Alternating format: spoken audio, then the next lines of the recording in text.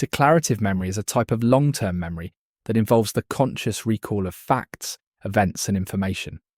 This form of memory allows individuals to articulate what they know or remember, making it essential for learning and communication.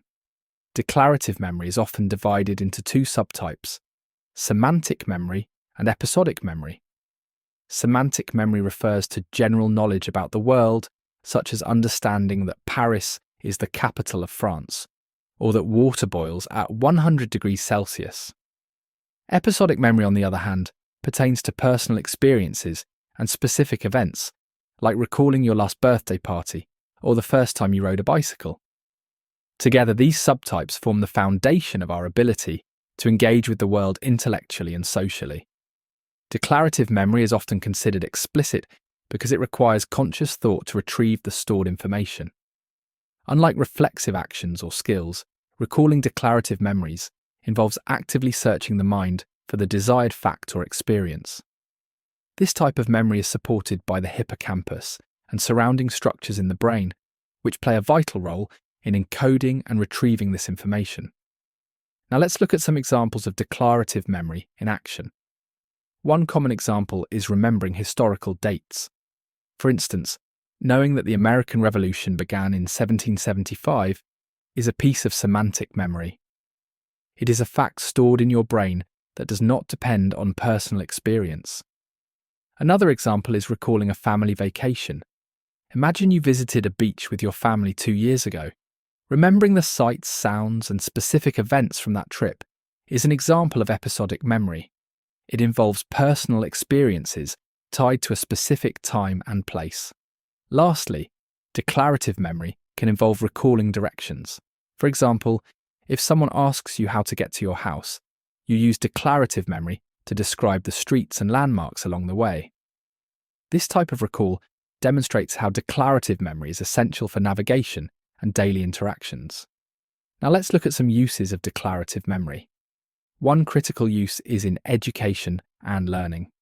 Declarative memory allows students to store and recall factual knowledge, such as mathematical formulas, historical events, and scientific concepts.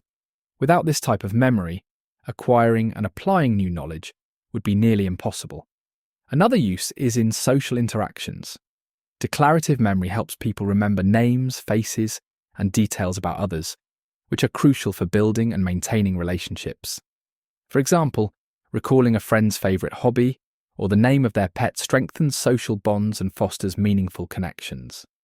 Additionally, declarative memory is essential for decision-making and problem-solving. It enables individuals to draw on past experiences and factual information to evaluate options and make informed choices.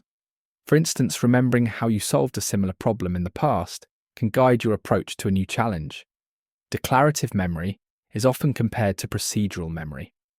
Procedural memory, unlike declarative memory, involves the unconscious recall of skills and habits.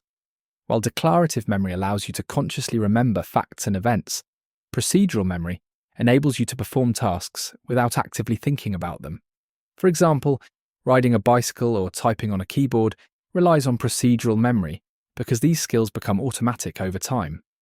Another key difference is the way these types of memories are stored and retrieved.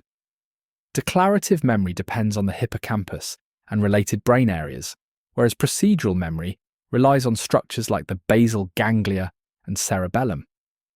This distinction explains why individuals with damage to the hippocampus may struggle with declarative memory while retaining their ability to perform procedural tasks. Finally, declarative memory is more flexible than procedural memory. Facts and experiences can be recalled and applied in various contexts, whereas procedural memory is more specific to the learned task. For example, knowing the rules of chess, declarative, allows you to explain them to others, but being skilled at playing chess, procedural, is a different type of memory entirely. These differences highlight the complementary roles that declarative and procedural memories play in human cognition and behaviour.